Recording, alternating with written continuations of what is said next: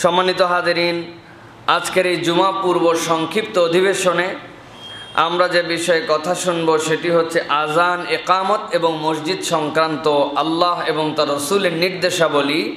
আমরা সংক্ষিপ্ত সময়ে কিছু শোনার এবং বোঝার জন্য চেষ্টা করব। ইসলামে আজানের মর্যাদা কী, একামতের দাম কী, আজান একামতের ধরন কী, প্রকরণ কী, এবং এই মসজিদের ক্ষেত্রে আদব কী, সুন্নাত কী, মসজিদের ক্ষেত্রে আমাদের দায়িত্ব কী, এ সংক্রান্ত বিষয়ে আমরা সংক্ষিপ্ত সময়ে আলোচনা করার চেষ্টা করব। যে কথা শুনলে বললে আমল করলে আল্লাহ আমাদের দুনিয়া আখেরাতে কল্যাণ দান করবেন, সেই কথাগুলি বলার, শোনার এবং আমল করার তৌফিক দান করুন।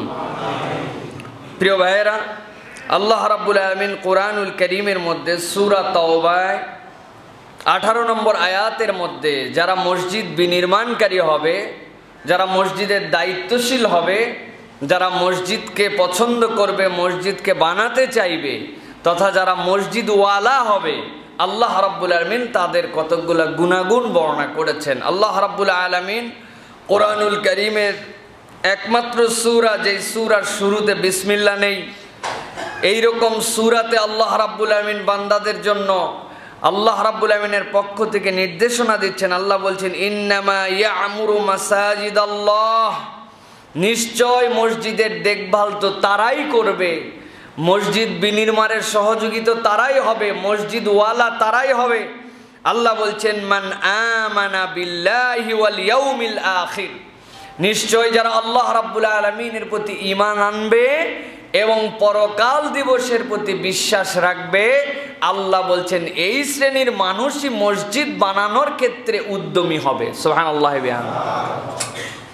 মুসলমানদের মসজিদ, ইমানদারদের ইবাদত গৃহ মসজিদ, যারা বানানোর ক্ষেত্রে অগ্রগামী হবে, যাদের মসজিদের পিছনে কলিজার টান থাকবে, মসজিদকে যারা সুন্দরভাবে পরিচালনা করতে চাবে, আল্লাহ বলছেন তাদের প্রথম ক্রাইটেরিয়া হবে মান আমানা বিল্লাহি ওয়াল ইয়াউমিল আখির।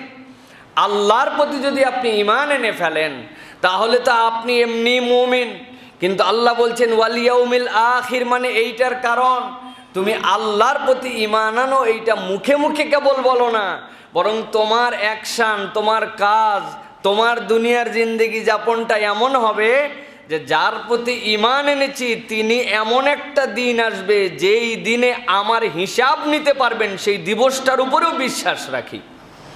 আল্লাহ রাব্বুল আলামিন চাইলে, যদি তিনি ইচ্ছা করতেন যে হাত, কান, চোখ, মস্তিষ্ক, শরীর সবগুলোকে এইরকমভাবে সেট করে দিলেন যে হাতের ডিউটি হালাল ধরা, হালাল ছোঁয়া, হালাল কামাই। কোনো মানুষ যদি হারাম ছুঁইতে চায়, হারাম ধরতে চায়, হারামের কাছে যায়, হাত সাথে সাথে বাধা দিবে। আল্লাহ চাইলে এরকম করতে পারতেন কি না? চোখের দেখার দায়িত্ব হচ্ছে আপনার, চোখ হালাল দেখবে, যা আল্লাহর নির্দেশিত তাই দেখবে, যেইটা দেখতে নিষেধ করেছেন সেটা দেখবে না। যদি যেটা দেখতে নিষেধ করেছেন এরকম কিছু দেখে, ওই সময় চোখের দৃষ্টি থাকবে না। আল্লাহ চাইলে পারতেন কি না? আল্লাহ চাইলে পারতেন। আপনার পা কোন জায়গায় যাবে, কোন জায়গায় যাওয়ার নিয়ম আছে, কোন জায়গায় যাওয়া বৈধ আল্লাহ বলে দিয়েছেন। অবৈধ জায়গায় আপনার পা বাড়ালে আপনার পা লক হয়ে যাবে, অবশ হয়ে যাবে, আপনার পা অগ্রগামী হবে না। আল্লাহ চাইলে এটা পারতেন, ঠিক কি না? কিন্তু আল্লাহ রাব্বুল আলামিন মানুষকে সৃষ্টির শ্রেষ্ঠ বলেছেন। এই মানুষকে সৃষ্টির শ্রেষ্ঠ বলার কারণ, আল্লাহ রাব্বুল আলামিন তার মধ্যে এমন একটা আকল আর এমন একটা বিবেক দিয়েছেন, ওই বিবেকটাকে স্বাধীন চিন্তা করার যোগ্যতা দিয়েছেন। সর্বশেষ জায়গাটা আল্লাহর কাছে আটকানো আছে, রব্বুল আমিনের কাছে আপনাকে ফেরত যেতে হবে। ওয়া ইলাইহি তুহশারুন, তার কাছে যাওয়ার পরে আপনাকে একত্রিত হতে হবে। আল্লাহ বলছেন চাইলে আমি পারতাম, কিন্তু মানুষকে অন্যান্য সকল জীবের থেকে আলাদা করেছি, তার একটা স্বাধীন ইচ্ছা শক্তি দান করা হয়েছে। ওই ইচ্ছা শক্তির মধ্যে ভালো মন্দ বিচার করার মতো যোগ্যতাও রব্বুল আলামিন ঢুকিয়ে দিয়েছেন। আল্লাহ বলছেন ওই যোগ্যতার কারণে মানুষকে এরকম করে আটকায় দেওয়া হয় নাই। কারণ কি মানুষকে না আটকায় দেওয়ার? আল্লাহ রাব্বুল আলামিন বলছেন যখন কোনো মানুষ দুইটা বিষয়ের ঈমান পূর্ণ করে ফেলবে, তখন ওই মানুষ নিজের বিবেচনাতেই কোনটা করতে হবে আর কোনটা করতে হবে না তার আকলের মধ্যে সে ঢুকায় নিতে পারবে। বিশ্বাসটার নাম হচ্ছে আমানা বিল্লাহি ওয়াল ইয়াউমিল আখির। আমি আমার আল্লাহকে বিশ্বাস করি, মানে আমার আল্লাহ যা করতে বলেছেন সবগুলা বিশ্বাস করি, আমার আল্লাহ যা যা নিষেধ করেছেন সেইগুলা আমার আকলে ধরুক বা না ধরুক সেইগুলার মধ্যে খারাপ আছে সেটাও আমি বিশ্বাস করি। আল্লাহ বলছেন এর নাম হচ্ছে প্রকৃত আল্লাহ বিশ্বাস। আর এই বিশ্বাস কেবল এমনি এমনি নয়, আল্লাহ বলছেন বিশ্বাসটার ধরন প্রকরণ বাস্তবায়নের জায়গা হচ্ছে ইয়াউমিল আখির। দেখি নাই কোনোদিন, কবে হবে তাও আমার সম্মুখ ধারণা নাই, কিন্তু আল্লাহ তোমার এবং তোমার রাসূলের ঘোষণা থেকে জানি আমার পরকাল নামে একটা দিবস আছে, যেই দিবসের মধ্যে আমার প্রত্যেকটা কাজের হিসাব করা হবে। আল্লাহ আমি তোমার প্রতি যেরকম বিশ্বাস করি একই রকমভাবে যেই দিবসে আমার কর্মফল বুঝায় দেওয়া হবে আমি ওই দিবসটাকেও বিশ্বাস করি। সুবহানাল্লাহ।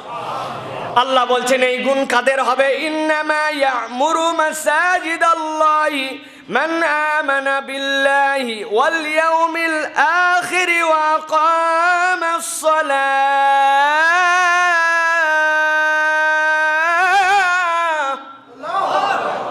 আমার আল্লাহ বলছেন যারা আল্লাহর ঘর নির্মাণকারী হবে, আল্লাহর ঘরের সাথে সম্পৃক্ত হবে, আল্লাহর ঘর বিনির্মাণ পরিচালনাকারী আল্লাহর ঘরের সাথে সম্পৃক্ত হবে, আমি আল্লাহ রাব্বুল আমিন তাদের 4টা গুণের কথা বলে দিলাম।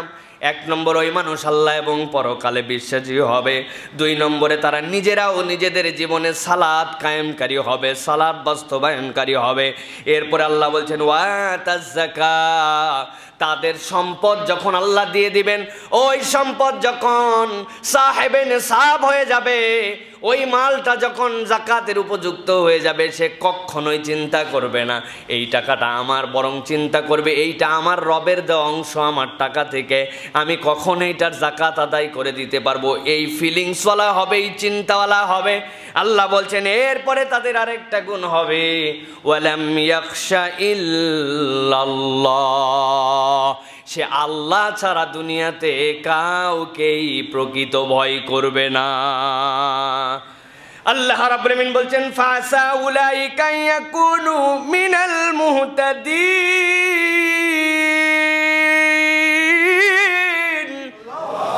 আল্লাহ বলছেন যদি তোমার মধ্যে আল্লাহ ভয়, পরকালমুখিতা, তোমার মধ্যে যদি সালাত কায়েম করার তামান্না, যাকাত আদায়কারী, আল্লাহকে রব হিসাবে, খালিক হিসাবে উপযুক্ত বিচার করতে পারেন এরকম মাবুদ হিসাবে আল্লাহকেই ভয় করাও, এই গুণওয়ালা যদি হয়ে যাও, আমি আল্লাহ বললাম ফাসাইয়াকুনু, আশা করা যায় এই মানুষগুলো এরকম হয়ে যাবে।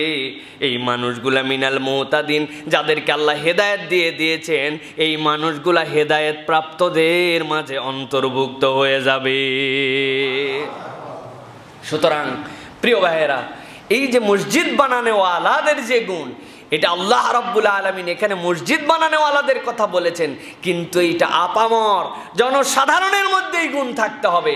আপনি যদি প্রকৃত ভয় আল্লাহকেই কেবল করেন তাহলে আপনার চালচলন একরকম হবে। আপনি যদি যাকাতকে আদায় করে দেন তাহলে আপনার সম্পদের বরকতের ধরন একরকম হবে।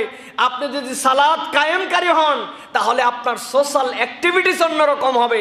আপনি যদি পরকালকে বিশ্বাস করেন তাহলে আপনার দুনিয়ার সব কাজের হিসাব অন্যরকম হবে। আর যেই ব্যক্তি আল্লাহর প্রতি ঈমান আনবে, আল্লাহ রাব্বুল আমিন বলছেন ওই ব্যক্তি ছাড়া হেদায়েত প্রাপ্ত কে হবে? এই ব্যক্তি তো দুনিয়ায় চলাফেরা করে, কিন্তু তার আসল ডেস্টিনেশন জান্নাতে যাওয়ার আগে দুনিয়া থেকে আল্লাহ তার নামে জান্নাতকে বরাদ্দ করে দেন। এটা হচ্ছে মানুষের অ্যাক্টিভিটিস, মানুষের দুনিয়ার বুকে চলাফেরার ধরন এইটা হবে। আল্লাহ রাব্বুল আলামিন বলছেন এই বিশ্বাসের উপরে যদি চলে এরাই প্রকৃত মসজিদের দায়িত্বশীল হওয়ার যোগ্যতা রাখে। সুবহানাল্লাহ। কথা আরো সামনে আছে ইনশাআল্লাহ, আপনাদের কাছে বলবো। আমরা ধারাবাহিকভাবে আস্তে আস্তে করে আযান, ইকামত এবং মসজিদ প্রত্যেকটা বিষয়ে আমরা খুব সংক্ষিপ্ত সময় কিছু ধারণা আপনাদের কাছে উপস্থাপন করব। প্রিয় ভাইয়েরা, প্রথম আমরা যে বিষয়ে কথা বলবো সেটি হচ্ছে আযানের মর্তবা কি। আযানের মর্তবা এ সংক্রান্ত হাদিস বর্ণনা করতে যে রাসূলুল্লাহ সাল্লাল্লাহু আলাইহি ওয়াসাল্লাম পাঁচটা বিষয়ের কথা বলেছেন। পাঁচটা বিষয়ের ক্ষেত্রে তিনটা ক্রাইটেরিয়ার কথা বলেছেন। দুইটা বিষয় যদি জানতো একটা লটারি করা লাগতো, একটা বিষয় যদি জানতো প্রতিযোগিতায় রত হয়ে যেত, আরো দুইটা বিষয় যদি জানতো তাহলে ওই মানুষগুলার পা না থাকলে হামাগুড়ি লাগায় দিয়েও সেই কাজটা করতে যেত। রাসূলুল্লাহ সাল্লাল্লাহু আলাইহি সাল্লাম বলছেন, লাউ ইয়ালামুন নাস মা ফিন নিদাই ওয়াস সাফিল আউয়াল সুম্মা লাম ইয়াজিদু ইল্লা আন ইস্তাহিমু লাস্তাহামু আলাইহি। আল্লাহ নবী বলছেন, ও দুনিয়ার মানুষ, তোমরা যদি দুইটা জিনিস জানতে, আজানের ভিতরে কি আছে আর প্রথম কাতারের ভিতরে কি আছে, এইটা যদি দুনিয়ার মানুষের কাছে প্রকাশ হয়ে যেত, মানুষ তাহলে এইটা নিয়ে গন্ডগোল ফাসাদ লাগাই দিত।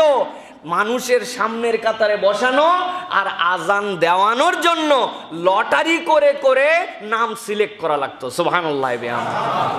আল্লাহ রাসূল সাল্লাল্লাহু আলাইহি সাল্লাম বলছেন, ওয়ালাউ ইয়ালামুনান নাস মা ফিত তাহজির লাস্তাবাকু ইলাইহি। আর মানুষ যদি জানতো প্রথম ওয়াক্তে মসজিদে যাওয়ার মধ্যে কি আছে, আগে ভাগে মসজিদে যাওয়ার মধ্যে কি আছে, আল্লাহর নবী বলছেন মানুষ এইটাকে প্রতিযোগিতার আইটেম বানায় ফেলতো। সুবহানাল্লাহ। এরপরে রাসূলুল্লাহ সাল্লাল্লাহু আলাইহি ওয়াসাল্লাম বলছেন, ওয়ালাউ ইয়ালামুনা মা ফিল আতামাতি ওয়াস সুবহি লাআতাউহুমা ওয়ালাউ হাবওয়ান। আল্লাহ নবী বলছেন, আর যদি মানুষ জানতো যে ফজরের সালাতের মধ্যে আর এশার সালাতের মধ্যে আল্লাহ কি ঢুকায় রেখেছেন মানুষের জন্য, আল্লাহ নবী বলছেন তাহলে মানুষের অবস্থা এমন হতো, তার যদি পা অকেজো থাকতো, শরীর চলে না, মন টানে না, অবস্থা খারাপ, তারপরে রাসূল সাল্লাল্লাহু আলাইহি ওয়াসাল্লাম বলছেন ওয়ালাউ হাবওয়ান, ওই ব্যক্তিটা হামাগুড়ি দিয়ে হলেও ফজর আর এশার সালাতে হাজির হয়ে যেত। সুবহানাল্লাহ। তাহলে প্রথম কাতার আর আজানের ভিতরে কি আছে এটা যদি সবাই জেনে ফেলতো, প্রথম কাতারের তো জায়গা সীমিত, আজান দেওয়ার জন্য তো দিনে মাত্র 5 ওয়াক্ত, কে আজান দিবে আর কে প্রথম কাতারে বসবে লটারি করা লাগতো। মানুষ যদি জানতো আগে আগে, একটু আগে, কাজ নাই, চিন্তা করছে এখনো ওয়াক্ত আছে, হ্যাঁ 1:30টায় নামাজ শুরু হয়, আর ও 7-8 মিনিট আছে, আড্ডা মাড্ডা বাহিরে দিচ্ছে, ঘুরতেছে। কিন্তু মানুষ যদি জানতো একটু আগে মসজিদে যাওয়ার মধ্যে আল্লাহ তার জন্য কি রেখেছেন, মানুষ তাহলে প্রতিযোগিতা লাগাতো, যে ওয়াক্ত শুরু হওয়ার সাথে সাথে সব টাইট হয়ে থাকতো, এরপরে দৌড় লাগাতো মসজিদের দিকে, প্রতিযোগিতা করতো। আর ফজরের মধ্যে আর এশার মধ্যে কি বারাকা, কি সঞ্জীবনী শক্তি, কি নিয়ামত আল্লাহ ঢুকায় রাখছেন, এইটা যদি জানতো, পা না থাকলে হামাগুড়ি দিয়ে মসজিদে উপস্থিত হইতো। সুবহানাল্লাহ। সুতরাং এর দ্বারা বোঝা যায় আজানের একটা মর্যাদা আছে, এইটা আল্লাহ রাব্বুল আমিনের পক্ষ থেকে একটা বিশাল নিয়ামত। এটা সহিহ মুসলিম এবং সহিহ বুখারীর হাদিস। অতএব ফজরের সালাত, এশার সালাত, 5 ওয়াক্ত সালাত তো বটেই, এই দুইটার আলাদা গুরুত্ব দিতে হবে। সুযোগ থাকলে একটু মসজিদে আগে চলে আসতে হবে, সুযোগ থাকলে প্রথম কাতারে আগে আগে দাঁড়াতে হবে। আমাদের দেশের নিয়ম, প্রথম কাতারে একটু ফাঁক আছে, 3 নম্বর কাতার থেকে 2 নম্বরের লোকরে ঠেলে, ওই আবার পিছনে কয় আপনি যান, আপনি, কেউ তার জায়গার থেকে সরে না, ঠেলাঠেলি চলে। চিন্তা করা যায় এইটা, যে অথচ প্রথম কাতারের যে দাম, এটা যদি আমরা জানতাম তাহলে সবার আগে প্রথম কাতার ভরে যেত। প্রিয় ভাইয়েরা, এই মসজিদে সহ বাংলাদেশে এমন অনেক মসজিদ আছে যেই মসজিদে হয়তো 10 বছর 15 বছর ধরে মানুষ নামাজ পড়ে, কিন্তু জীবনে কোনোদিন প্রথম কাতারে নামাজ পড়ে নাই। এইরকম লোকও আমাদের জীবনে পাওয়া যাবে। আল্লাহ মাফ করুক, জানি না এরকম কোনো মুসল্লি আছে কিনা যে তার ফুল লাইফেই হয়তো প্রথম কাতারে কোনোদিন যায় নাই। আছে না এরকম অনেকে ভাই?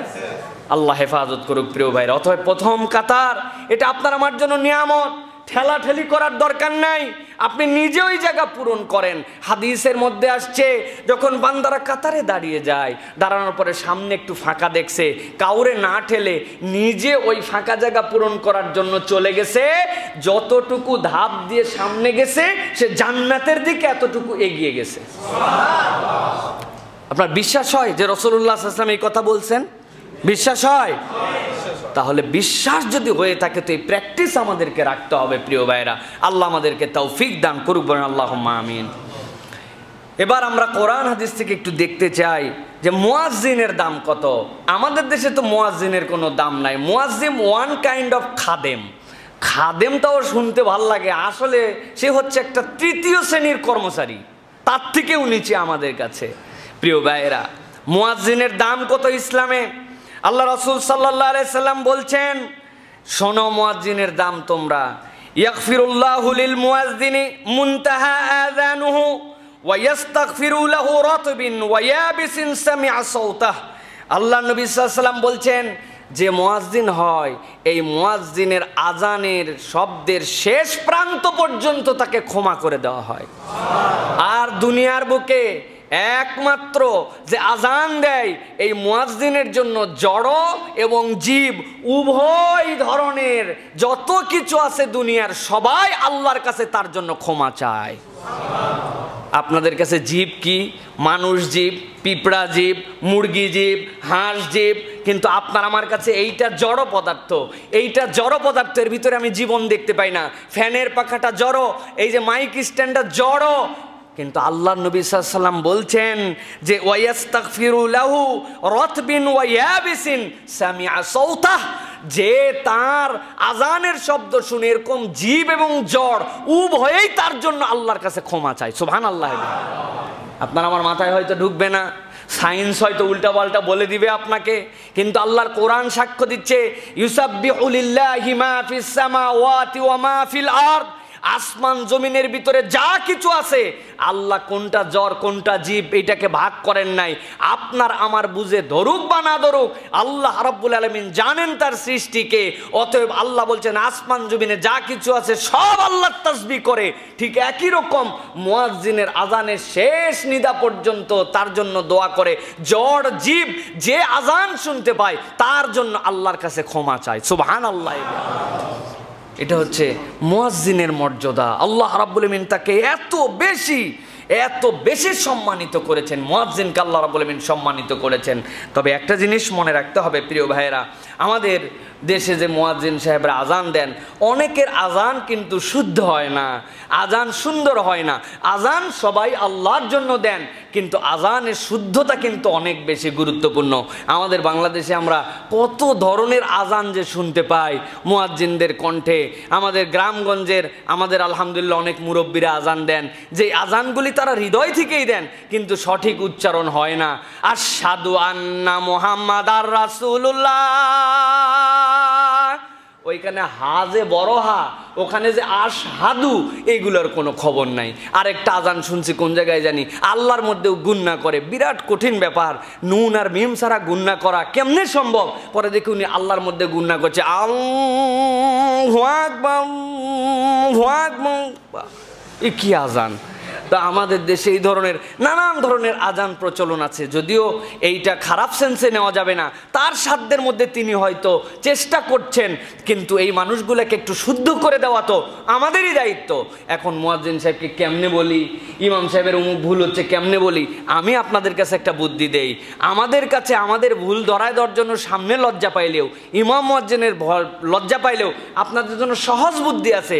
সুন্দর করে বাড়িতে যেয়ে চিঠি লিখবেন, যে বেনামেই লেখেন যে আপনার আজানের এই জায়গাতে ভুল হচ্ছে হুজুর, আপনার তেলাওয়াতের আপনার চালচলনে এই জায়গাগুলা সমাজের মানুষ যেহেতু 100 চোখ দিয়ে আপনাকে দেখে আর আপনি তো 2 চোখ দিয়ে সামনে শুধু দেখেন, সুতরাং আমাদের কাছে এই বিষয়গুলো মনে হচ্ছে এরকম। আস্তে করে লেখে নামাজের সময় পকেটে করে নিয়ে এসে যেই জায়গায় নামাজ পড়বেন, নামাজের পর মসজিদে আস্তে করে ওই জায়গায় রেখে দিয়ে চলে যাবেন।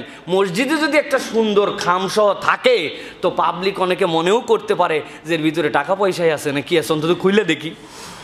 খুলে দেখার পরে যখন দেখবে টাকা পয়সা নাই, তখন মুয়াজ্জিনের কাছে জমা দিবে, ইমামের কাছে জমা দিবে, আমরা কিন্তু বার্তাটা ঠিকঠাক মতো পেয়ে যাব প্রিয় ভাইরা। সুতরাং মানুষকে শুধরানোর নিয়ত থাকলে, নিয়তটা যদি সহি থাকে, এইভাবেও শুধরানো সম্ভব। তো যেই মুয়াজ্জিনের আজান শুনে জমিন আসমানের সবাই দোয়া করে, আল্লাহর কাছে মাগফিরাত চায়, ওই মুয়াজ্জিনের আজানটা কি অশুদ্ধ হবে না শুদ্ধ হবে? এই শুদ্ধ আজান আমাদের জন্য খুব দরকার প্রিয় ভাইয়েরা। কিন্তু আমরা দেখতে পাই আমাদের মুয়াজ্জিনদের সম্মান নাই, আমাদের মুয়াজ্জিনদের বেতন নাই, আমাদের মুয়াজ্জিনদের মানে ব্যাংকের মধ্যে মসজিদের জন্য লাখ লাখ টাকার ফান্ড আছে, কিন্তু ইমাম মুয়াজ্জিনকে দিতে গেলে অনেক কষ্ট হয়। এরকম আছে কি না আমাদের ভাই? মুয়াজ্জিন সাহেব 2 ওয়াক্ত আজান দেয় নাই, হয়তোবা দেখা যাচ্ছে মসজিদের লোকজন আসার পর একজন বলছে, মুয়াজ্জিন সাহেব আপনি আসলে কোথায় গেছিলেন ভাই, কতদিন হলো আপনার আজান শুনি না। বেচারি 2 ওয়াক্ত আজান দেয় নাই, মানে উনি 1 মাসে 2 ওয়াক্তর ছুটি চাইলেও মুশকিল, এরকম আছে কি না ভাই? তো এই জন্য আমরা বলবো, যে মসজিদের সভাপতি থাকবেন প্রত্যেক মাসে মুয়াজ্জিনকে মিনিমাম 5-7 দিনের ছুটি দিতে হবে। সভাপতি সাহেব 4 দিন আজান দিবে এবং সেক্রেটারি সাহেব 3 দিন আজান দিয়ে মসজিদ চালাবে। এইরকম আমরা সভাপতি সেক্রেটারি চাই, ঠিক কিনা? আপনি মসজিদের সভাপতির দায়িত্ব নিছেন, সেক্রেটারির দায়িত্ব নিছেন, সবার দুনিয়াতে ছুটি আছে, অসুস্থতা আছে। মুয়াজ্জিন 1 মিনিট 2 মিনিট কম বেশি করে আজান দিলে, 1 দিন 2 দিন আজান শুনতে না পারলে, যেই বেটা মসজিদে আসেও না, ওর দোকানের সামনে দিয়েও যদি মুয়াজ্জিন যায়, কই হুজুর কই গেছিলেন, বহুদিন ধরে আপনার দিয়ে আজান শুনবার পাই না। ওনার আজান অনেক দিন ধরে শুনতে পাই না, বেচারি 1 দিন হয়তো ছুটি দিয়ে গেছে। মুয়াজ্জিন আমাদের এরকম চাপের, দুনিয়ার সবাই যার জন্য দোয়া করে, আপনার আমারও তাকে ইজ্জত দেওয়া উচিত, ঠিক কিনা? আর মুয়াজ্জিনদের নিজেদেরকেও শুধরায় নিতে হবে, তার আজানটা যেন সুন্দর হয়। আজান শিখলে, একটুখানি চেষ্টা করলে আজানটা বিশুদ্ধ হতে হবে। আজানের জন্য আপনার মক্কা, মদিনা, কুয়েত, কাতারে সুর হওয়া লাগবে না, আপনার আজান বিশুদ্ধ বাস। আল্লাহু আকবার, আল্লাহু আকবার, আল্লাহু আকবার, আল্লাহু আকবার, আশহাদু আল্লা ইলাহা ইল্লাল্লাহ, আশহাদু আন্না মুহাম্মাদার রাসূলুল্লাহ। এটা কি মক্কার সুর, মদিনার সুর, অমুক সুর তমুক সুর দেওয়া লাগছে ভাই?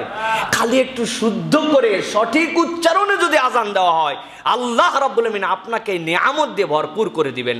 তাহলে মুয়াজ্জিনদেরকে আমরা সম্মান করব তো ইনশাআল্লাহ। মুয়াজ্জিনকে সম্মান করে, মুয়াজ্জিনকে সম্মান করা মানে দুনিয়ার সবাই যাকে সম্মান করে আপনিও তাকে সম্মান করেন, আল্লাহ আপনাকে সম্মান করবে ইনশাআল্লাহ। প্রিয় ভাইয়েরা, এখন কথা হচ্ছে মুয়াজ্জিনের এত মর্যাদা, সাহাবায়ে কেরাম তো এই কথা শুনছেন। শোনার পরে রাসূলুল্লাহ সাল্লাল্লাহু আলাইহি সাল্লামের দরবারে বসে আছেন সবাই। রাসূলুল্লাহ সাল্লাল্লাহু আলাইহি সাল্লামের দরবারে বলছি, ইয়া রাসূলুল্লাহ, আমাদের মুয়াজ্জিন তো বেলাল, এখন মুয়াজ্জিনের জন্য দুনিয়ার সবাই দোয়া করে, তার জন্য ক্ষমা চাই, আমাদের কি হবে? আমরা তো সবাই মুয়াজ্জিনে কোনো চান্স পাচ্ছি না ইয়া রাসূলুল্লাহ। আল্লাহ রাসূল সাল্লাল্লাহু আলাইহি সাল্লামের কাছে সাহাবীরা বলেছেন এই কথা। বলার পরে হযরতে বেলাল রাদিয়াল্লাহু তাআলা আজান শেষ করে যখন আসলেন, রাসূল সাল্লাল্লাহু আলাইহি সাল্লাম বললেন, ক্বালা রাসূলুল্লাহ সাল্লাল্লাহু আলাইহি সাল্লাম, ইযা সামি'তুমুন নিদা ফাকুলু মিসলা মা ইয়াকুলুল মুয়াজ্জিন, মান ক্বালা মিসলা মা ক্বালা হাযা ইয়াকিনান মিন কলবিহি দাখালাল জান্নাহ। আল্লাহ নবী বললেন, টেনশন নিও না, টেনশন নিও না, আমি তোমাদের জন্য বলছি, মুয়াজ্জিন যা যা বলেছে তুমি আজান দাও নাই, কিন্তু তুমি তোমার ইয়াকিনান মিন কলবিহি, তোমার অন্তর থেকে সে যা বলছে তুমিও যদি তাই বলো, আল্লাহ রাব্বুল আমিন তোমাকে জান্নাতে ঢুকায় দিবেন। সাহাবায়ে কেরামের মনের মধ্যে খুশি হয়ে গেল যে আমরা তো সবাই মুয়াজ্জিন হতে পারবো না, কিন্তু আজানের সওয়াব, আজানের ওই ফায়দা আমরা সবাই কেমন করে নিব? মান ক্বালা মিসলা মা ক্বালা হাযান নিদা ইয়াকিনান মিন কলবিহি দাখালাল জান্নাহ।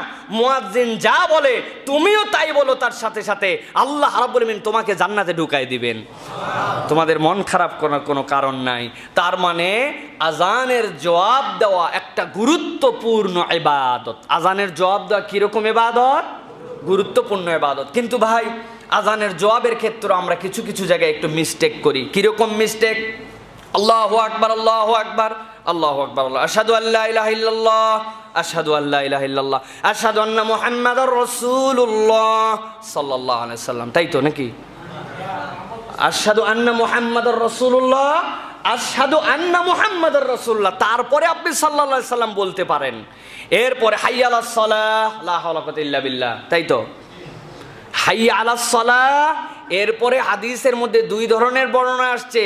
আল্লাহ রাসূল সাল্লাল্লাহু আলাইহি ওয়াসাল্লাম যে বললেন, মান ক্বালা মিসলা মা ক্বালা হাযা, আপনার জন্য দায়িত্ব হাইয়া আলাস সালাহ শুনে আগে হাইয়া আলাস সালাহ বলবেন, তারপরে লা হাওলা ওয়ালা কুওয়াতা ইল্লা বিল্লাহ বলবেন। তাহলে আপনার এই হকটা আদায় হয়। আমাদের অনেকেই জানে না, আশহাদু আন্না মুহাম্মাদুর রাসূলুল্লাহ বলার পরে সাল্লাল্লাহু আলাইহি সাল্লাম বলে রাখতো, তাহলে মিসলা মা ক্বালা তো হলো না। আপনাকে আশহাদু আন্না মুহাম্মাদার রাসূলুল্লাহ বলতে হবে, তারপরে হাইয়া আলাস সালার জায়গায় হাইয়া আলাস সালাহ বলতে হবে, তারপরে হাইয়া আলাল ফালার জায়গায় হাইয়া আলাল ফালাহ বলতে হবে, তারপরে একটা হাদিসের বর্ণনার মধ্যে আসছে এই দুটা বলার সময় আপনি লা হাওলা ওয়ালা কুওয়াতা ইল্লা বিল্লাহ বলবেন। এইভাবে যদি আমরা বলি, আল্লাহ রাসূল সাল্লাল্লাহু আলাইহি ওয়াসাল্লাম বলছেন মুয়াজ্জিন যা বলল তুমিও তাই বললে, আল্লাহ তোমার জন্য জান্নাতকে লিখে দিবেন। সুতরাং এই আমলটা আমাদের মধ্যে করার অভ্যাস করতে হবে প্রিয় ভাইয়েরা। আল্লাহ রাব্বুল আলামিন আমাদেরকে কবুল করেন, আল্লাহুম্মা আমিন। আযানের পরে একটি দোয়া আছে, যেই দোয়াটি অনেক গুরুত্বপূর্ণ, অনেক অনেক বেশি গুরুত্বপূর্ণ। রাসূলুল্লাহ সাল্লাল্লাহু আলাইহি ওয়াসাল্লাম বলছেন, যখন কোনো মুয়াজ্জিন আযান দিবে, আযান দেওয়ার পরে আযানের নিদা তুমি শুনবে, সে যা বলে তুমি তাই বললে, এরপরে যখন তুমি আমার জন্য ওসিলার দোয়া করবে এবং আমার প্রতি দরুদ এবং সালাম পাঠ করবে, এই ওসিলার দোয়া এবং দরুদ সালাম পাঠ করার কারণে কিয়ামতের দিনে আল্লাহর পক্ষ থেকে আমি তোমার জন্য শাফাআত করার অধিকার পেয়ে যাব। রাসূলুল্লাহ সাল্লাল্লাহু আলাইহি ওয়াসাল্লাম বলছেন, মান ক্বালা হিনা ইয়াসমাউন নিদা, যখন আযান শেষ হয়ে যাবে, আযান শুনতে পাবে, এরপরে যখন কেউ বলবে আল্লাহুম্মা রাব্বা হাযিহিদ দাওয়াতিত তাম্মা ওয়াস সালাতিল কায়িমা আতি মুহাম্মাদানিল ওয়াসিলাতা ওয়াল ফাদিলা ওয়াবআথহু মাকামান মাহমুদানিল্লাযী ওয়া'আদতাহ হাল্লাত লাহু শাফাআতি। রাসূলুল্লাহ সাল্লাল্লাহু আলাইহি ওয়াসাল্লাম বলছেন যে কেউ যখন আমার জন্য এই দোয়াটা করবে, কোন দোয়া? যে হে আল্লাহ, এই যে আযান করেছো এটার পূর্ণতার, এটার তোমার পক্ষ থেকে নেদা, আর আল্লাহ আমি মুহাম্মদ সাল্লাল্লাহু আলাইহি ওয়াসাল্লামের ব্যাপারে তোমার কাছে ওসিলার দোয়া করছি আর তার মাকামে মাহমুদের দোয়া করছি। এই ওসিলা মানে কি? রাসূল সাল্লাল্লাহু আলাইহি ওয়াসাল্লাম ব্যাখ্যা করেছেন, এই ওসিলা মানে আল্লাহ জান্নাতে এমন একটা প্রশংসিত স্থান রেখেছেন, জিন এবং ইনসানের মধ্যে পুরা পৃথিবী সৃষ্টির পর থেকে কিয়ামত পর্যন্ত যত মানব এসেছে, জিন এসেছে, জান্নাতের ওই প্রশংসিত স্থান একজন মানুষ কেবল অধিষ্ঠিত হতে পারবে। আল্লাহ রসুল বলছেন জান্নাতের ওই অধিষ্ঠিত জায়গাটা আল্লাহ আমাকে দেওয়ার প্রতিশ্রুতি দিয়েছেন। ও দুনিয়ার মানুষ, আযান শোনার পরে আল্লাহর কাছে তুমি বলো, আল্লাহ তুমি আমাদের রসুলকে ওই ওসিলা, ওই জায়গাটা তুমি পৌঁছায় দাও, ওই জায়গাটার মালিক বানাও। এই দোয়া যখন কেউ করবে, আল্লাহ রাব্বুল আলামিনের রসুলকে আল্লাহ রাব্বুল আলামিন তার জন্য শাফাআত করার অধিকার দান করে দিবেন। সুবহানাল্লাহ বিহামদি। সুতরাং আযানের পরের এই দোয়াটা তো আমাদের অন্তত মুখস্থ করা দরকার। আল্লাহুম্মা রাব্বা হাযিহিদ দাওয়াতিত তাম্মা ওয়াস সালাতিল কায়িমা আতি মুহাম্মাদানিল ওয়াসিলাতা ওয়াল ফাযিলা ওয়াবআথহু মাকামান মাহমুদানিল্লাযী ওয়া'আদতা। পারবো তো আমরা ইনশাআল্লাহ? আল্লাহ রাব্বুল আমিন আমাদেরকে তৌফিক দান করুক। এটা আমাদের জন্য বিরাট বড় নিয়ামত প্রিয় ভাইয়েরা। কেননা আল্লাহ রাব্বুল আলামিনের রাসূল সাল্লাল্লাহু আলাইহি ওয়াসাল্লামের নিজস্ব যোগ্যতায় শাফাআত করার কিছু নাই। আল্লাহ রাব্বুল আলামিন তাকে শাফাআত করার অধিকার দিবেন। এই অধিকার পাওয়ার জন্য আল্লাহ কোন ব্যক্তি সম্পর্কে দিবেন এটা তো আল্লাহ রাব্বুল আমিন জানেন। আল্লাহ রাসূল বলছেন এই অধিকার তোমার নামটা যদি আমার কাছে আল্লাহর পক্ষ থেকে সিলেক্ট করতে চাও, তাহলে আতি মুহাম্মাদানিল ওয়াসিলাতা ওয়াল ফাদিলা, এইটার দোয়া আল্লাহর কাছে সালাতের পরে তুমি করো। পারবো ইনশাআল্লাহ? তাহলে সালাত যখন শেষ হয়ে যাবে, আজান যখন শেষ হয়ে যাবে, আজানের বাক্যগুলি আমরা সাথে সাথে বলবো। এরপরে সাথে সাথে একবার দরুদ পড়ে নিব, আল্লাহুম্মা সাল্লি ওয়া সাল্লিম বারিক আলা মুহাম্মদ। তারপরে আল্লাহুম্মা রাব্বা হাযিহিদ দাওয়াতিত তাম্মা ওয়াস সালাতিল কায়িমাতি মুহাম্মাদিন ওয়াসিলাতাল ফাযিলা, এইটা আমরা পড়ার চেষ্টা করব যে হালতেই থাকি। আর কথা হচ্ছে ঢাকা মসজিদের শহর, অনেকগুলো আজান একসাথে হয়। আপনি কোন আজানের উত্তর দিবেন আর কোনটার শেষে এই দোয়া পড়বেন নাকি পড়তেই থাকবেন? আপনি যেই জায়গায় অবস্থান করবেন সেই অবস্থান থেকে সবচেয়ে নিকটতম মসজিদ যেইটা থাকবে ওই মসজিদের আজানের উত্তর আপনি দিবেন, ওই মসজিদের আজানের শেষের দোয়া পড়বেন। এটা পড়লে আপনার হক আদায় হয়ে যাবে ইনশাআল্লাহ। প্রিয় ভাইয়েরা, এবার আমরা একটু দেখব যে ইকামতের দাম কত। আজান তো বুঝলাম, ইকামতের ফজিলতটা কি? ইকামতের ফজিলতটা একটু ভিন্ন ডাইমেনশনে রাসূলুল্লাহ সাল্লাল্লাহু আলাইহি ওয়াসাল্লাম বর্ণনা করেছেন। একটু ভালো করে আপনারা খেয়াল করেন এবং বোঝার চেষ্টা করেন যে ইকামতের ফজিলতটা কিভাবে মর্যাদা পান হলো। আজান তো দিলাম আমরা, ইকামতের মর্যাদাটা কিভাবে আসে? আব্দুল্লাহ ইবনে মাসউদ রাদিয়াল্লাহু তাআলা আনহু বলছেন, হে আল্লাহর রাসূল, আমরা দেখলাম আপনি মুয়াজ্জিনের এবং আজানের যে মর্যাদার কথা বললেন, তো মুয়াজ্জিন তো আমাদের থেকে বহুত অগ্রগামী হয়ে গেছে, আমরা তো একদম পিছিয়ে আছি, কারণ আমরা সকলে তো সে সুযোগও পাই না, বা আমরা সেরকম মুয়াজ্জিনও নয়। রাসূলুল্লাহ সাল্লাল্লাহু আলাইহি সাল্লাম বললেন, কি চমৎকার হাদিস, ভালো করে খেয়াল করেন, কুল কামা ইয়াকুলুনা ফাইযা ইনতাহাইতা ফাসাল তুতাহ। ছোট্ট একটুখানি কথা আল্লাহ রাসূল বলছেন, ফাসাল তুতাহ। শোনো, যখন মুয়াজ্জিন আজান দেয় সে যা বলে তুমি তাই বলো, আর যখন তার আজানটা শেষ হয়ে যায় আল্লাহ রাসূল বলছেন তখন তুমি আল্লাহর কাছে প্রার্থনা করো, তুমি যা চাইবে তোমাকে তাই দেওয়া হবে। কোন পর্যন্ত এই মুদ্দত আজানের পর থেকে? রাসূলুল্লাহ সাল্লাল্লাহু আলাইহি সাল্লাম হাদিসের মধ্যে বলছেন, লা ইয়ারুদ্দু দুআ ওয়া ফি রিওয়ায়াতিন আদ-দাওয়া বাইনাল আযানি ওয়াল ইকামাতি ফাদউ। আল্লাহর নবী বলছেন, তোমরা আজান এবং ইকামতের মাঝে আল্লাহর কাছে দোয়া করো, আল্লাহর কাছে চাও। এই আল্লাহর কাছে আজান এবং ইকামতের মাঝে যে দোয়া করা হয়, আল্লাহ রাব্বুল আমিন এই দোয়া বান্দার ফেরত দেন না। আজান আর একামত, এইটা হচ্ছে, একামত হচ্ছে এখানে হদ। সুতরাং একামতের একটা মর্যাদা আছে। আজান থেকে একামত পর্যন্ত আপনি আল্লাহর কাছে দোয়া করেন।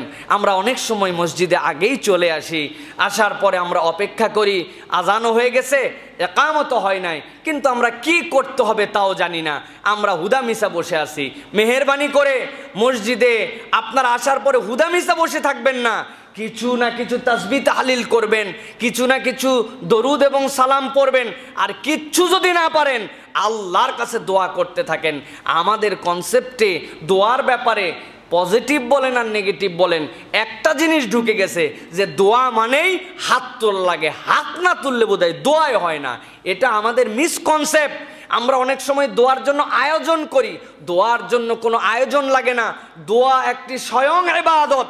আমি বহুবার আপনাদের কাছে বলেছি, আরও একবার আপনাদের কাছে বলি প্রিয় ভাইয়েরা, একটা মানুষ হাত তুলেছে, হাত তোলার পর আল্লাহর কাছে বলছে, হে আল্লাহ আমার দুনিয়া আখিরাতে মঙ্গল দাও, আল্লাহ আমার বাচ্চাটার চাকরির ব্যবস্থা করে দাও, আল্লাহ এসএসসি এইচএসসি পরীক্ষা দিচ্ছে ব্যবস্থা করে দাও, আমার স্ত্রীর অসুস্থতা ভালো করে দাও, আল্লাহ আমার কামাই রুজি দিয়ে আমার চলতেছে না, আল্লাহ মেহেরবানি করে আমার কামাই রুজিতে বরকত দাও, আল্লাহ তুমি এ দাও সে দাও। দুনিয়ার দোয়া আল্লাহর কাছে করতে শুরু করছে। ধরেন প্রত্যেকটা দোয়ার তিনটা হাইসিয়ত আছে, তৎক্ষণাৎ কবুল হবে, পরবর্তীতে কবুল হবে, অথবা তার কোনো বিপদ আপদের দ্বারা দূর হয়ে যাবে, অথবা কিয়ামতের দিনে এর দ্বারা সে উত্তম বিনিময় পাবে। ধরেন এই তিনটার কোনো রূপ সে দুনিয়ার বুকে দেখতে পাইল না, কিন্তু আল্লাহর নবী সাল্লাল্লাহু আলাইহি ওয়াসাল্লাম বলছেন, আদ-দুআ হিয়াল ইবাদা, দোয়া স্বয়ং একটি ইবাদত।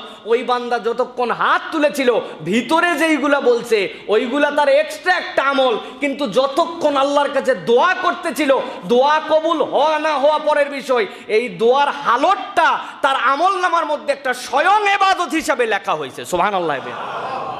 বুঝাতে পারছি ভাই আপনাদেরকে আমি? এই হালতটা একটা ইবাদত। সুতরাং আপনার কেবল হাত তোলা লাগবে, আয়োজন করা লাগবে দোয়ার জন্য, এরকম না। মসজিদে আসছেন, আপনি বসে আছেন, আজান হয়ে গেছে, একামত হয় না এখন পর্যন্ত, আপনি আল্লাহর কাছে অনবরত দোয়া করেন, আল্লাহ তুমি আমাকে হেদায়েত দাও, আল্লাহুম্মা সাব্বিত কলবি আলা দীনিক, আল্লাহ দিনের উপর আমার অন্তরকে মজবুত রাখো, আল্লাহ আল্লাহুম্মা নাওয়ির কলবি বিনূরি মারিফাতিক, আল্লাহ তোমার আলোয় আমার অন্তরকে আলোকিত করে দাও, আল্লাহ আল্লাহ তুমি আমাকে হেদায়েতের উপর রাখো। আমার ছেলেটা আল্লাহ এত করে বলি তারপরেও সালাত পড়তে চায় না, নানানভাবে আল্লাহ সে উল্টা পাল্টা হয়ে যাচ্ছে, আল্লাহর কাছে বলতেই থাকেন বলতেই থাকেন বলতেই থাকেন। আল্লাহর নবী সাল্লাল্লাহু আলাইহি সাল্লাম বলছেন, লা ইউরাদ্দুদ দুআ ওয়া ফি রিওয়ায়াতিন আদ-দাওয়া বাইনাল আযানি ওয়াল ইকামা ফাদউ। আযান এবং ইকামতের মধ্যে যেই দাওয়া যেই দোয়া আল্লাহর কাছে বান্দা করে, আল্লাহ এটা ফেরত দেন না। অতএব তোমরা বেশি বেশি দোয়া করো। সুবহানাল্লাহি ওয়া বিহামদিহি। পারবো তো আমরা ইনশাআল্লাহ? আজান এবং ইকামতের মাঝে এটা দোয়া করতে হবে আমাদেরকে, দোয়া করে আল্লাহর কাছ থেকে আদায় করে নিতে হবে। আল্লাহ রাব্বুল আমিন চান যেই বান্দা আল্লাহর কাছে চায় আল্লাহ তার প্রতি খুশি হয়ে যান। সুবহানাল্লাহি ওয়া বিহামদিহি। সুতরাং এই ইকামতের একটা বিশাল দাম আছে আমাদের জন্য প্রিয় ভাইয়েরা। এখানে আরেকটি বিষয় আছে, সেটি হচ্ছে যে আজান যে হয়, আজানের তো জবাব আমরা দেই, আজানের জবাব দুইভাবে হয়, একটা হচ্ছে মৌখিক জবাব, আরেকটা হচ্ছে কর্মের মাধ্যমে জবাব। খুব আপনি একদম এই আজানের যে সওয়াব এর জবাব দেওয়ার যে সওয়াব, এটা একবারে মুখস্থ কইরা আপনি মোটামুটি দোকানের মধ্যে বাড়ির থেকে একদম হুবহু মুয়াজ্জিন যা বলে তাই বলছেন, দোয়া দরুদ সব করছেন, কিন্তু আপনার কর্মের জবাব হয় নাই, আপনি মসজিদে নামাজ পড়তে আসেন নাই, তাহলে তো খুব ভালো হবে নাকি? জবাব তো দিছেন আপনি। এই জন্য ভাই ইসলামটা পরিপূর্ণভাবে বুঝে নিতে হবে। আযানের জবাব দুইভাবে, একটা হচ্ছে আপনার মৌখিক জবাব, আর একটা হচ্ছে আপনার কর্মের জবাব। আপনার কর্মটা হচ্ছে আযান শুনে আপনাকে মসজিদে আসতে হবে, মসজিদে না আসলে বড় বেশি বিপদ। রাসূলুল্লাহ সাল্লাল্লাহু আলাইহি সাল্লাম মসজিদে আসার গুরুত্ব বুঝিয়েছেন, মসজিদে আসার দায়িত্ব আল্লাহ রাব্বুল আলামিন বান্দাদের জন্য দিয়েছেন। প্রিয় ভাইরা, এটা আল্লাহ রসুল সাল্লাল্লাহু আলাইহি সাল্লামের পক্ষ থেকে বিরাট দায়িত্ব। রাসূলুল্লাহ সাল্লাল্লাহু আলাইহি সাল্লাম হাদিসের মধ্যে আসছে, এক অন্ধ ব্যক্তি আসলো আল্লাহ রসুলের কাছে, আসার পরে বলি, ইয়া রাসূলুল্লাহ, আমাকে তো নিয়ে যাওয়ার মতো সেরকম কেউ নাই মসজিদে, আমি কি জামাত বাদ দিয়ে আমার বাড়ি থেকে সালাত আদায় করতে পারবো? রাসূলুল্লাহ সাল্লাল্লাহু আলাইহি সাল্লাম বললেন, তুমি বেলাল বা যেই মহল্লায় তুমি থাকো ওখানকার মুয়াজ্জিন, তখন তো মাইক ছিল না, তো ওই মুয়াজ্জিন যে আজান দেয় ওই আজানটা কি তোমার নিজ কানে শুনতে পাও? বলে, ইয়া রাসূলুল্লাহ, আমি শুনতে পাই। আল্লাহর নবী বললেন, তাহলে তুমি ওই আজানের সাড়া দাও, তার মানে তাহলে তুমি মসজিদে আসো। কথা হচ্ছে ওই লোক অন্ধ মানুষ, সেই লোক, তাকে নিয়ে যাওয়ার মসজিদে কেউ নাই, আল্লাহ রসুল তাও কেন মসজিদে যেতে বললেন? প্রিয় ভাইয়েরা, যখন কোনো দৃষ্টি প্রতিবন্ধী মানুষও মুয়াজ্জিনের কণ্ঠের আজানটা নিজ কানে শুনতে পায়, তার মানে বোঝা যায় তার বাড়িটা মসজিদ থেকে 3-4-5 বাড়ির মধ্যে, কারণ এর থেকে দূরে হলে তো সে কানে শুনতে পেত না। আর অন্ধ যেরকমই অন্ধ হোক, নিজের 4-5 বাড়ি দূরের থেকে মসজিদে আসার রাস্তাটা অন্ধ হলেও তার মুখস্থ থাকে। আল্লাহর রসুল দৃষ্টিহীন মানুষের জন্য এরকম নিকটবর্তী হলে মসজিদে যাওয়াকে রহিত করেন নাই হুকুম। আর আমাদের দৃষ্টি আর কান এমন বধির হয়েছে, মসজিদের পাশে দোকান নিয়ে বসে থাকে, মসজিদের সামনে দাঁড়ায় ভিক্ষা করে, তারপরেও মসজিদের নামাজে আসে না, ঠিক কিনা? মসজিদ মার্কেট, নামাজ চলা অবস্থায় মসজিদ মার্কেট খোলা আছে, ওই মসজিদে দোকানদারও আছে, কাস্টমারও আছে, ওই মসজিদের মধ্যে ওইখানকার ক্রেতা বিক্রেতা উভয় আছে, সালাত আদায় করতে আসে না, মসজিদের পাশের বাড়ির থেকে মসজিদে নামাজ পড়তে আসে না। অথচ রাসূলুল্লাহ সাল্লাল্লাহু আলাইহি ওয়াসাল্লাম বলছেন, আমার মন চাই মসজিদে আমার জায়গায় কাউকে ইমামতির দায়িত্ব দিয়ে যখন জামাত কায়েম হয় আমি বেরিয়ে পড়ি, যেইগুলা বাড়ির থেকে মসজিদের মহল্লাবাসী হওয়ার পরও মসজিদে সালাত আদায় করতে আসে নাই, তাদের বাড়িগুলো আগুন দিয়ে জ্বালায় দেয়। নাউজুবিল্লাহি মিন যালিক। কতগুলা বাড়ি আমাদের আগুন দিয়ে জ্বলে যায় তো ভাই, একটু হিসাব করে দেখেন। এই জন্য প্রিয় ভাইয়েরা, মসজিদমুখী হন, মসজিদে সালাত আদায় করেন, মসজিদে সালাত পড়ার চেষ্টা করেন। আমি আপনার কাছে করজোরে অনুরোধ করি, 3 দিন আপনার জীবনে 3 দিন 3-5-15 ওয়াক্ত মসজিদের ঘড়িতে দেখে আপনি জামাতে আসেন, নামাজ পড়েন, আপনার লাইফ স্টাইল চেঞ্জ হয়ে যাবে, আপনার জীবনের স্টাইল চেঞ্জ হয়ে যাবে। আপনি ফজরে উঠে দেখেন, আপনার অন্তরে এমন শান্তি পাবেন যেই শান্তি আপনি কোনোদিন পান নাই। আপনি রাত্রি 3টার সময় ঘুমান, ঘুম হয়নি হয়তো, আপনি ওই 2 ঘন্টা ঘুম নিয়ে চোখ দলতে দলতে আপনি ওযু করে ফজরের নামাজে আসেন, এরপরে আপনি যে আনন্দ পাবেন আপনি জীবনে আনন্দ পান নাই, ঠিক কিনা? কেমনে বুঝাবো আপনাকে ভাই, কেমনে বুঝাবো? আপনি আসরের নামাজ সময় মতো পড়েন, আপনি জোহরের সালাত সময় মতো পড়েন। আমাদের দেশে একটা জোহরের সালাত নিয়ে সমস্যা, সেটি হচ্ছে ভাই, যখন সূর্য ওঠে 5টা 20-এ তখনও জোহর 1:30টায়, যখন সূর্য ওঠে সকাল 7টায় তখনও 1:30টায়, যখন মাগরিব হয় বিকাল 5টায় তখনও জোহর 1:30টায়, যখন মাগরিব হয় সন্ধ্যা 7:15টায় তখনও জোহর 1:30টায়। এই ঘড়ি নড়ে চড়ে না জন্য আমাদের সময়ের অনেক সময় বরকত হয় না।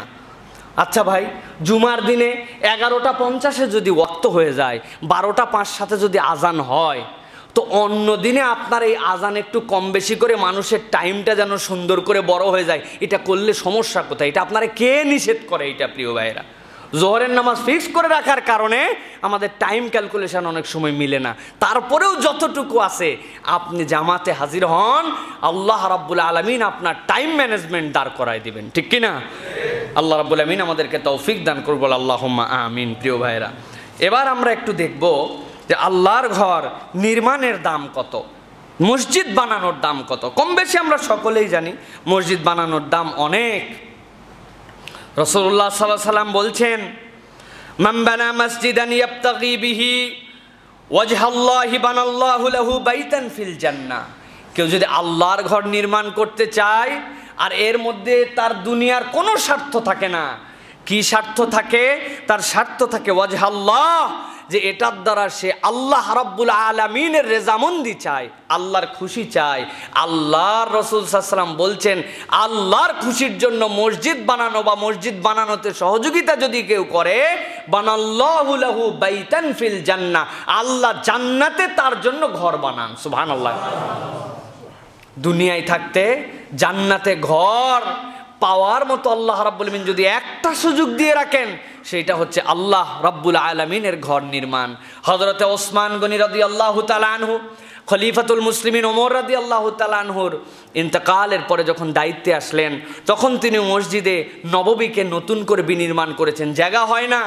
এখনও ওসমান রাদিয়াল্লাহু তাআলা আনহু যেই মেহরাবে নামাজ পড়াতেন, ওই মেহরাবে মসজিদে নববীতে এখনও নামাজ পড়া হয়। সামনের দিকে এক্সটেনশনে ইমাম যেখানে দাঁড়ান, এরপরে আর মসজিদে নববী এক্সটেনশন সামনে হয় নাই, সাইডে হয়েছে, ওটাই মেহরাবে ওসমান।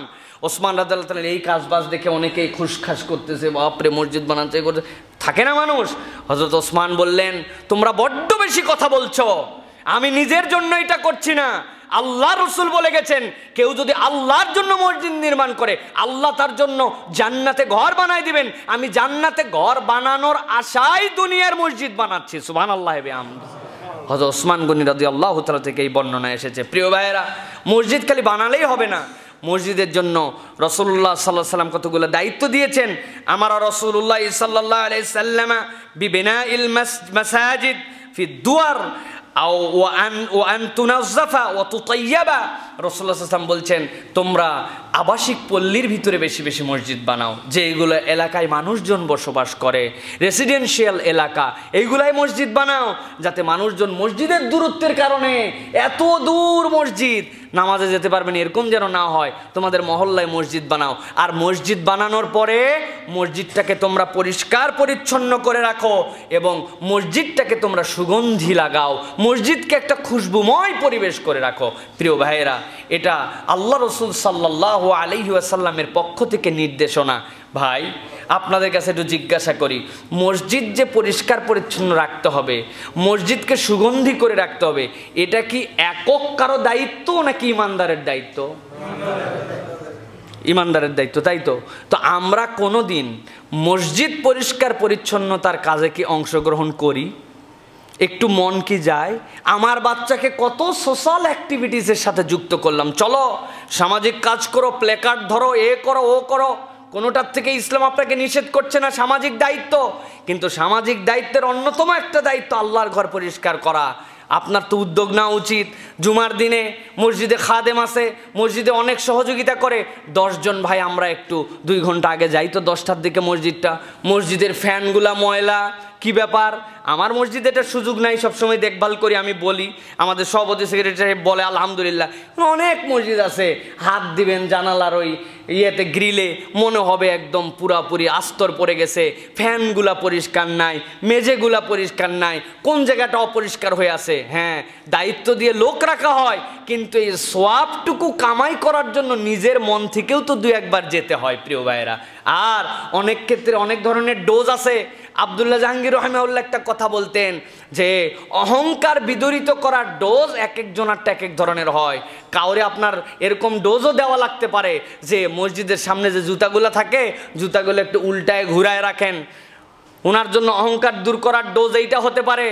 আপনার মনের মধ্যে ভিন্ন রকম ফিলিংস আছে, আপনার মনকে যদি কোমল বানাতে চান, মনে প্রশান্তি চান, মসজিদে একদিন আসেন, মসজিদটা ঝাড় দেন, মসজিদটা মুসার কাজে একটু সহযোগিতা করেন, আল্লাহ রাব্বুল আলামিন আপনাকে তাহলে এই বারাকা দান করবেন। রাসূলুল্লাহ সাল্লাল্লাহু আলাইহি ওয়াসাল্লামের এই হাদিসের আমল আমাদের জীবনে তাহলে আমরা করতে পারবো ইনশাআল্লাহ। সুতরাং কেবল মসজিদ নির্মাণের সওয়াব এইটা না, যে মসজিদ পরিষ্কার রাখবে, মসজিদে সুগন্ধি দিবে, আল্লাহ রাব্বুল আলামিন তাকে ওই বারাকা দান করে দিবেন। সুগন্ধি তো আমরা সব সবসময় দিতে পারি না, তা আপনারা দিতে পারেন ইচ্ছা করলে। পকেটে আতর রাখলেন, রাখার পরে ডানে বামে যে আছে তাদেরকে আতরটা মাখায় দিলেন, সুন্দর একটা আতর। আগে শুনবেন, আতর অনেকে সহ্য করতে পারেন, এখন জোর করে দিয়েছেন, এখন রিফিউজ করতে পারতেছে না বেচারি। আবার এমন আতর নিয়ে আসছেন যেটা দেওয়ার পরে গায়ে লাগালে এমন একটা দাগ হবে যে দাগ কেমন পর্যন্ত আর উঠবে না। উনি না পারতেছে নিতে, না পারতেছে ছাড়তেছে, এরকম জানি না হয়। সুগন্ধি করার এরকম অনেক প্রক্রিয়া আছে। আল্লাহ রাব্বুল আমিন আমাদেরকে তৌফিক দান করুক, বলেন আল্লাহুম্মা আমিন। প্রিয় ভাইয়েরা, এরপরে যেটা বলবো সেটা হচ্ছে রাসূলুল্লাহ সাল্লাল্লাহু আলাইহি সাল্লাম কিয়ামতের একটা আলামত বলেছেন, আলামাতুল কিয়ামাহ। এটা বলবো আমরা প্রিয় ভাইয়েরা। রাসূল সাল্লাল্লাহু আলাইহি সাল্লাম বলছেন, লা তাকুমুস সাআতু হাত্তা ইয়াতাবাহান নাসু ফিল মাসাজিদ। ভালো করে বুঝতে হবে, ঠান্ডা মাথায়। রাসূল বলছেন ততদিন কিয়ামত হবে না যতদিন পর্যন্ত তোমরা মসজিদ নিয়ে গর্ব অহংকারে নিজেদের মধ্যে একজন আরেকজনকে এটার দ্বারা অহংকারে নিমজ্জিত না হবে, ততদিন পর্যন্ত কিয়ামত হবে না। আচ্ছা, মসজিদ নিয়ে গর্ব অহংকার কেমন করে হয়? আমি হাদিস নিয়ে অনেকভাবে অনেক ব্যাখ্যা অনেক কিছু পড়ার চেষ্টা করেছি প্রিয় ভাইয়েরা। মসজিদ নিয়ে অহংকার দুইভাবে হয়। আপনারা এর আগে এইভাবে শুনেছেন কিনা জানি না, ভালো করে খেয়াল করেন। মসজিদ নিয়ে অহংকার দুইভাবে হয়। এক নম্বর, চাকচিক্য দিয়া, এসি মসজিদ, নন এসি মসজিদ, পাঁচতলা মসজিদ, টিনের ছাপড়ার মসজিদ, তারপরে টাকাওয়ালাদের মসজিদ, প্রশাসনের বিভিন্ন ভিআইপি লোকেরা নামাজ পড়ে। আরেকটা হচ্ছে কেউ এরকম পড়ে না। আরেকটা হচ্ছে খুব উন্নত মসজিদ, অনুন্নত মসজিদ। আমাদের দেশে মসজিদ নিয়ে এটা এক ধরনের অহংকার হয়। তোদের মসজিদ এসি না নন এসি? কয় নন এসি। ধর ওই জায়গায় নামাজ পড়বো না, আমাদেরটা এসি। কয়তলা পর্যন্ত? কয় 4 তলা পর্যন্ত পুরাটা এসি। বাবা রে। তোদের মসজিদে কারা নামাজ পড়ে? কয় আমাদের মসজিদে মন্ত্রী মিনিস্টার সব আসে, ডিসিএসপি পর্যন্ত আমাদের মসজিদ ছাড়া অন্য মসজিদে যায় না। আর ওদের মসজিদে কেউ যায় না, ওদেরটা 5 তলা টিনের ছাপড়া। এই যে মসজিদ নিয়েও একটা অহংকার, মসজিদ নিয়েও রেশারেশি। তোদের মসজিদে টাইলস লাগাইছে দেখলাম, কিন্তু হাজী সাহেব আপনাকে টাইলসটা অত সুন্দর হয় না, আমগো টাইলসটা ওরে বাবা রে বাবা, উনার মসজিদের টাইলস হেভি চকচকা হয়েছে আর এদেরটা হয় নাই। এই ধরনের গর্ব অহংকার মসজিদ নিয়ে হয়, হয় কি না? এটা কিয়ামতের একটা আলামত। কিন্তু রাসূলুল্লাহ সাল্লাল্লাহু আলাইহি ওয়াসাল্লামের এই হাদিস দ্বারা আরো একটা জিনিস বোঝা যায়, লা তাকুমুস সাআতু হাত্তা ইয়াতাবাহান নাসু ফিল মাসাজিদ। সেটা হচ্ছে মসজিদের দায়িত্ব নিয়েও অহমিকা আসে। মসজিদের দায়িত্বশীল ব্যক্তিদের এবং তাদের গুণাগুণ এবং কোন গুণের লোকেরা মসজিদের দায়িত্ব পাচ্ছেন, এই প্রতিযোগিতা যখন শুরু হবে তখনও কিয়ামত হবে। আল্লাহ রাসূল বলছেন কেমন করে? আল্লাহ রাসূল সাল্লাল্লাহু আলাইহি সাল্লামের প্রতি যে আয়াতে কারিমা আসছে সূরা তওবার, ওই আয়াতে কারিমার আলোকে মসজিদ বিনির্মাণকারীদের যে গুণাগুণ, ওই গুণের মধ্যে মসজিদ কমিটির অধিকাংশ লোক নাই। সুদখোর, ঘুষখোর, বদমাইশ, বেনামাজি, এলাকায় যার ভয়ে ইজ্জত করে, প্রকৃত সম্মান নাই। মসজিদের বড় বড় দায়িত্বশীল আবার ভাব নিয়ে বলে আমি 3টা মসজিদের দায়িত্বে আছি আল্লাহর রহমতে, ফজরের নামাজ একদিনও বালাই মসজিদে আইছে পড়ে না। কি আছে না এরকম? আমাদের মসজিদ আলহামদুলিল্লাহ এটা আপাতত নাই। কিন্তু এরকম মসজিদ নিয়ে অহংকার করা, মসজিদের দায়িত্ব পেয়ে ফখর করা, ওই যোগ্যতার লোক নয় কিন্তু ওই যোগ্যতায় যাওয়া, এটা যখন হবে আল্লাহর নবী বলছেন কিয়ামতের প্রস্তুতি তোমরা নিয়ে রাখো।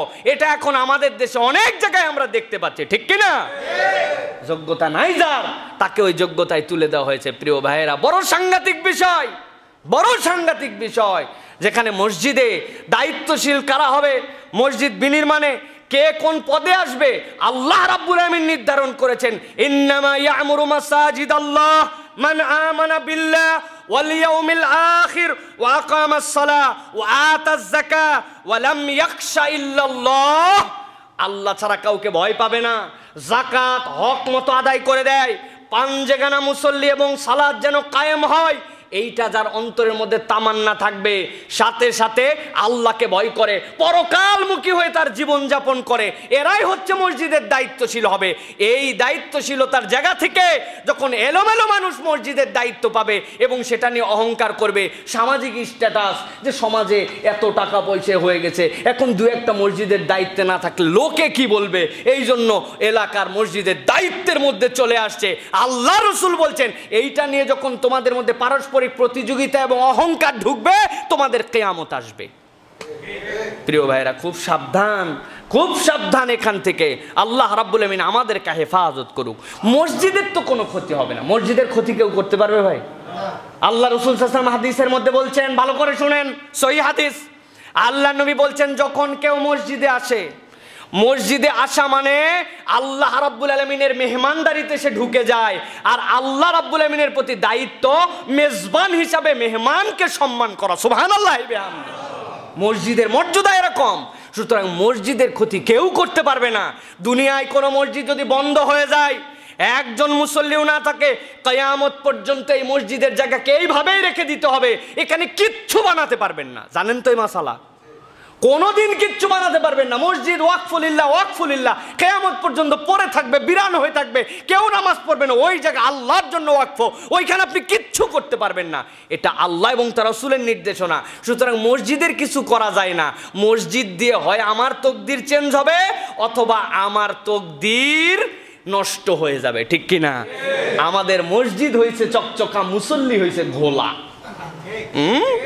এমন টাইলস নিজের চেহারা দেখা যায়, ইচ্ছা করলে টাইলসে টুপি ঠিক করা যায়।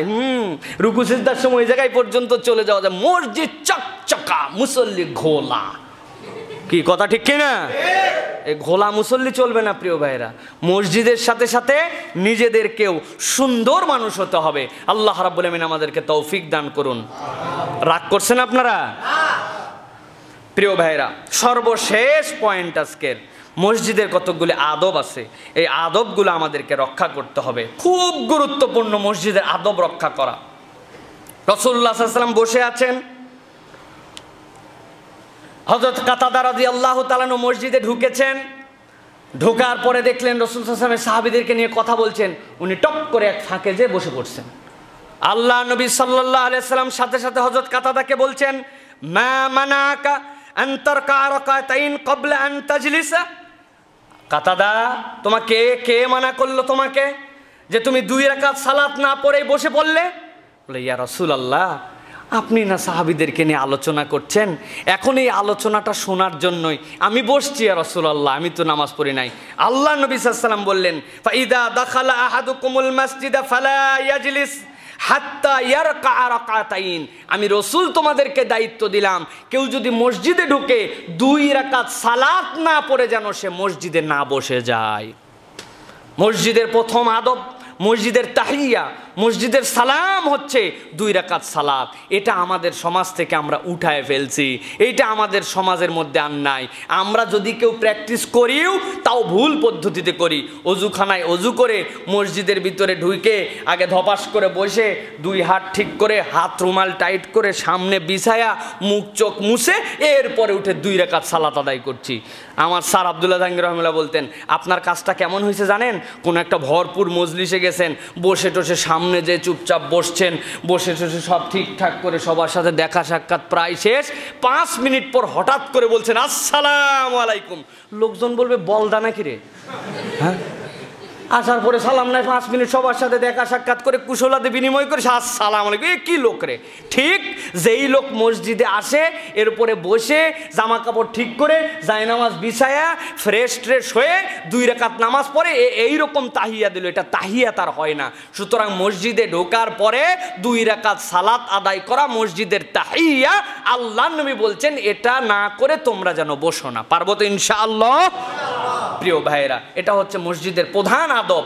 নিষিদ্ধ ওয়াক্ত যদি না হয়, তাহলে আপনি যখনই মসজিদে ঢুকবেন, সেটা যদি কারাহাত ওয়াক্ত না হয়, মাকরু ওয়াক্ত না হয়, আপনার 2 রাকাত সালাত আদায় করা রাসূলুল্লাহ সাল্লাল্লাহু আলাইহি ওয়াসাল্লামের পক্ষ থেকে আপনার জন্য নির্দেশনা। প্রিয় ভাইয়েরা, এরপরে রাসূল সাল্লাল্লাহু আলাইহি ওয়াসাল্লাম বলছেন, তোমরা মসজিদটাকে সুগন্ধযুক্ত করে রাখো, মসজিদের মধ্যে কোনো হারানো বিষয়ের ঘোষণা দিও না। আপনার অনেক সময় আমার প্রতি বিরক্ত হন, অনেক অ্যানাউন্সমেন্ট এখানে আসে, আমি বেশি অ্যানাউন্সমেন্ট করা পছন্দ করি না, বলতেও মানা করি। রাসূল সাল্লাল্লাহু আলাইহি ওয়াসাল্লাম বলছেন, তোমরা মসজিদে এ হারাই গেছে, সে হয়েছে, এ ঘোষণা, সে ঘোষণা, এইগুলা দিও না। নবীজি বলছেন, কেউ যদি হারানো কোনো কিছুর ঘোষণা মসজিদে দেয়, তোমরা সবাই মিলে দোয়া করো আল্লাহ ওই যেন এই জিনিস না পায়। কি পরিমাণ রাসূল সাল্লাল্লাহু আলাইহি ওয়াসাল্লাম থ্রেট দিছেন। সুতরাং মসজিদ এটার জায়গা নয়, মসজিদে আজগবি ক্রয় বিক্রয় করার জায়গা, মসজিদে ক্রয় বিক্রয়ের জায়গা নয়। এমনকি শরীয়তের কোনো হদ যদি বাস্তবায়ন করতে হয়, কেউ কোনো অপরাধ করছে, তার জন্য ইসলামী শরীয়ত একটা বিধান দিছে, ওই হদ পর্যন্ত মসজিদের ভিতরে কায়েম হবে না, বাইরে হবে। মসজিদকে আল্লাহ রাসূল সাল্লাল্লাহু আলাইহি ওয়াসাল্লাম সেখান থেকে মুক্ত রাখতে বলেছেন। মসজিদে যখন আসবে রাসূল সাল্লাল্লাহু আলাইহি ওয়াসাল্লাম বলছেন, সুন্দর পোশাক সুগন্ধি লাগিয়ে মসজিদে আসো। এখন রাসূলুল্লাহ সাল্লাল্লাহু আলাইহি ওয়াসাল্লাম এক হাদিসের মধ্যে বলছেন, তোমরা যখন রসুন খাও, পেঁয়াজ খাও, অথবা এই দুইয়ের মিশ্রিত যে তরকারি রান্না করা হয়, যেটাকে ইংরেজিতে লিক বলা হয়, এই টাইপের দুর্গন্ধ মুখ দিয়ে আসে, এই রকম তরকারি খেয়ে তোমরা আসো না। মালয়েশিয়ায় যারা থাকে ডোরিয়ান খায়ও মসজিদে যাওয়া যাবে বলে আমার মনে হয় না, কারণ এত ভয়ঙ্কর গন্ধ হয় ডোরিয়ানের থেকে। সুতরাং রাসূল সাল্লাল্লাহু আলাইহি ওয়াসাল্লাম বলছেন, মসজিদকে সুগন্ধিময় করো। আপনি বলছেন, হুজুর আল্লাহর দয় আমি পেঁয়াজও খাই না, আল্লাহর দয় আমি রসুনও খাই না, আল্লাহর দয় আমার মুখ দিয়ে এরকম কোনো দুর্গন্ধযুক্ত খাবার খাই না, কিন্তু খাই বিড়ি। অনেকে মাইন্ড করছে যে হুজুর আমি বিড়ি খাই না, সিগারেট খাই। ভাই, ও একই বাপের দুই সন্তান। বিড়ি সিগারেট, এই বিড়ি সিগারেট যে খায় সে নিজের গন্ধ নিজে পায় না, কিন্তু যে তার আশপাশে থাকে সে জানে তার জামা কাপড় গেঞ্জি টুপি জাইঙ্গা পর্যন্ত এই বিড়ির গন্ধে দুর্গন্ধময় হয়, ঠিক কিনা? আপনি কষ্ট পান না, কিন্তু আপনার পাশের লোক টের পায়। অতএব মেহেরবানি করে এই বাজে জিনিসটা খেয়েন না, এটার অভ্যাস বাদ দিয়ে দেন। মসজিদের বাথরুমে পর্যন্ত বিড়ি খেয়ে ওযু করে তারপরে মসজিদে আসে, বেলাল ভাই এই রিপোর্ট আমারে দিছে। কি কোথায় যাব আমরা প্রিয় ভাইরা? সুতরাং আমাদেরকে এই বদখাসলত ত্যাগ করতে হবে। 2 নম্বর, অনেকে নিজের গা দিয়ে যে গন্ধ বের হয় এরকম কোনো ধারণাই নাই, কারণ উনি তো খালি জামা পরিষ্কারের মধ্যে আছে, গেঞ্জির খবর তো 1 মাসের মধ্যে নাই। ঘামে ওইটাই শুকায়, ওইটাই ভিতরে পড়ে, উপরে চকচকা শার্ট, উপরে চকচকা জামা, উপরে চকচকা গেঞ্জি, কিন্তু ভিতরে ময়লা। এরকম আছে কিনা? আমাদের পরিষ্কার পরিচ্ছন্ন থাকতে হবে। আপনার মুখের গন্ধ আছে কিনা টেস্ট করবেন কেমন করে, এরকম করে জিহ্বার থুতাটা নিয়ে এই জায়গায় লাগাই দিবেন, দিয়ে 10 সেকেন্ড দেরি করার পরে হাত দিয়ে শুংবেন। এটা আমার কথা না, এটা ডাক্তারদের কথা। আপনার থুতু এখানে লাগানোর পরে শুকানোর পরে যদি আপনার নাকে মনে হয় দুর্গন্ধ, বুঝবেন আপনার মুখে দুর্গন্ধ আছে, আপনাকে মেসওয়াক করতে হবে, আপনাকে পরিষ্কার হতে হবে। প্রিয় ভাইরা, এটা রাসূলুল্লাহ সাল্লাল্লাহু আলাইহি সাল্লামের পক্ষ থেকে দেওয়া দায়িত্ব। সর্বশেষ আরেকটা জিনিস বলবো, আমাদের অনেকে আছে পায়ের মধ্যে আমরা শু পরি আর মোজা আমরা পরি, মোজা অনেকে ঘেমে যায়, পায়ের মধ্যে ব্যাকটেরিয়াল বিভিন্ন ধরনের বিক্রিয়া তৈরি হয়। এ দুর্গন্ধ যে এমন দুর্গন্ধ, ওই লোকের সাথে তো সব সময় আছে, ও টের পায় না, কিন্তু মসজিদে আল্লাহর বান্দা ঢুকছে, খবর হয়ে গেছে ফেরেশতা পর্যন্ত। আছে না ভাই এরকম? এটা আপনাকে বি কনসাস, আপনাকে এই বিষয়ে সতর্ক হতে হবে। এটা মসজিদের আদবের মধ্যে এইটা। অতএব আপনার জুতাটা, আপনার মোজাটা, চামড়ার জুতা পরছেন ভিজে গেছে, ওরে দুর্গন্ধ ওইটার জুতার দুর্গন্ধ, পায়ের দুর্গন্ধ মসজিদের। যেই দিক দিয়ে হাঁটে আসছে ওই জায়গায় কেউ একটা সিজদা দিবে, সিজদায় যাওয়ার পরও সুবহান রাব্বিল আলা ভুলে গেছে। হয় কিনা আমাদের এরকম প্রিয় ভাইয়েরা? অতএব আমাদেরকে এগুলো সতর্ক হতে হবে প্রিয় ভাইরা। সুতরাং মসজিদের আদব যেটা বলেছি, মসজিদে ঢুকবেন, 2 রাকাত সালাত আদায় করবেন, তারপরে বসবেন। জুমার দিনে মসজিদে সুগন্ধি লাগাবেন। হারানো বিষয়ের ঘোষণা দেওয়া যাবে না। শরীয়তের কোনো দণ্ডবিধিও কার্যকর করার বিধান নাই। ক্রয় বিক্রয় চলবে না। সুন্দর পোশাক সুগন্ধি লাগিয়ে সর্বোত্তম ড্রেসে মসজিদে আসতে হবে। রসুন পেঁয়াজ লিক এই জাতীয় তরকারি খাওয়া যাবে না। বিড়ি সিগারেট এইগুলা থেকে বেঁচে থাকতে হবে। এরকম খেয়ে মসজিদে প্রবেশ করা যাবে না। আপনার জুতা, আপনার গা, আপনার শরীর, আপনার মুখ দিয়ে অন্য কেউ কষ্ট পাচ্ছে কিনা এ বিষয়ে সতর্ক থাকতে হবে। আর আল্লাহর ঘরকে সুন্দর একটা পরিবেশ দিয়ে রাখতে হবে। এটা হচ্ছে মসজিদের জন্য আদব। আল্লাহ রাব্বুল আমিন মসজিদের আদবগুলো রক্ষা করার মতো আমাদেরকে তৌফিক দান করুক, বলেন আল্লাহুম্মা আমিন। আল্লাহ রাব্বুল আমিন আমাদেরকে যা যা আজকে শুনলাম এর উপরে আমল করার তৌফিক দান করেন। মুয়াজ্জিন, আজান, ইকামত, দোয়া, তারপরে মসজিদ বিনির্মাণ, এইগুলা কাজে আমাদেরকে আল্লাহ জড়িত হওয়ার তৌফিক দান করুক, বলেন আল্লাহুম্মা আমিন। হাযা মা ইনদি ওয়াল ইলমু ইনদাল্লাহ। সুবহানাল্লাহি বিহামদিহি, সুবহানাকাল্লাহুম্মা বিহামদিকা, আশহাদু আল্লা ইলাহা ইল্লা আনতা আস্তাগফিরুকা ওয়া আতুবু ইলাইক। ওয়াসসালামু আলাইকুম ওয়া রাহমাতুল্লাহি ওয়া বারাকাতুহু।